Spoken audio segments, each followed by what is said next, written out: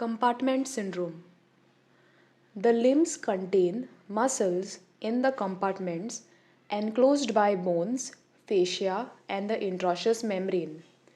A rise in pressure within these compartments decreases the capillary blood flow, resulting in compartment syndrome. Compartment syndrome is mostly seen in the closed lower limbs, that is, the anterior compartment of the leg. Other locations where you see compartment syndrome includes the forearm, hands, shoulder, buttocks, thigh, foot. Now let's talk about the cause of compartment syndrome. We have fractures, that is long bone fracture, for example the tibial fracture, distal radius fracture, burns, crush injuries, drug overdoses, bleeding disorders, thrombosis, improperly applied casts, application of a tight cast, trauma, and a few other causes include prolonged limb compression. In children, compartment syndrome is usually seen because of supracondylar fracture of the humerus.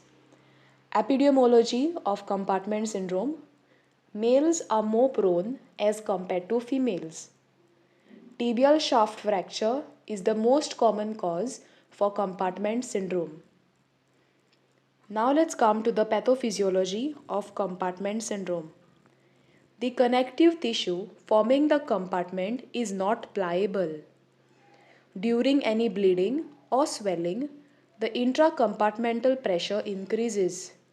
Normally, non-contracting muscle contains pressure near or almost zero. If the pressure rises up to 30 mmHg, this is very important, the vessels compress, decreasing the blood flow. The lymphatic drainage gets activated to prevent increase in the interstitial pressure. But once the lymphatic system has reached the maximum capacity, the pressure increases. Hemorrhage, edema further predisposes this condition. When the body part is not provided blood supply for more than 8 hours, remember this as well, for more than 8 hours, the damage is irreversible and it may lead to death. Features of compartment syndrome: pain, that is on palpation, with passive stretching of the muscles, feeling of firmness, and muscle herniation. Secondly, you see gait changes, especially seen in the lower limb. What do you see? Excessive overpronation. And remember the 5 P's. First one is for pain, pallor, paresthesia, paralysis, pulselessness, that is absent pulses. Next, we have the Eaton and the Green cycle for compartment syndrome. Here, initially we have trauma leading to ischemia, histamine release, vasodilation, that is increased blood supply, edema, that is also called as swelling, which increases the compartment pressure. Increase in compartment pressure decreases the venous return, further resulting in muscle spasms.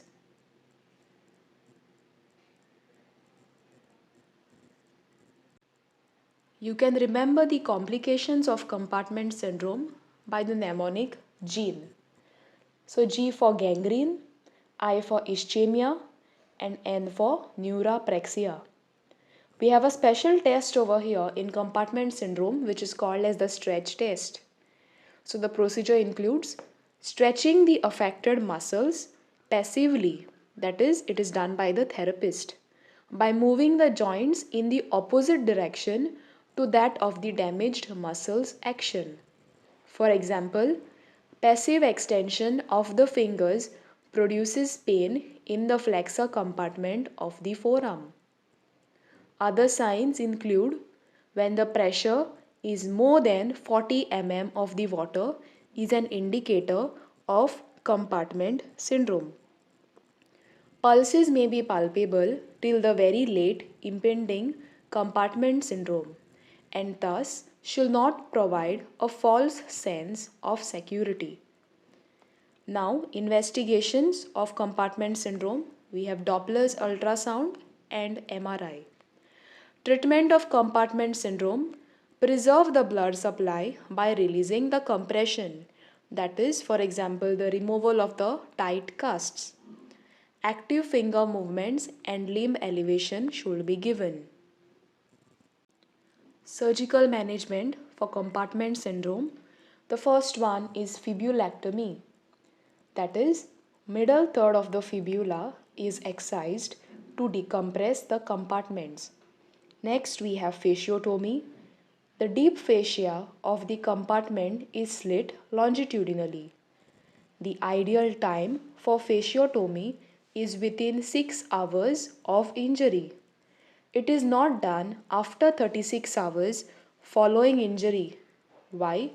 Because when the tissue pressure remains elevated for that amount of time, irreversible damage can occur and fasciotomy may not be beneficial.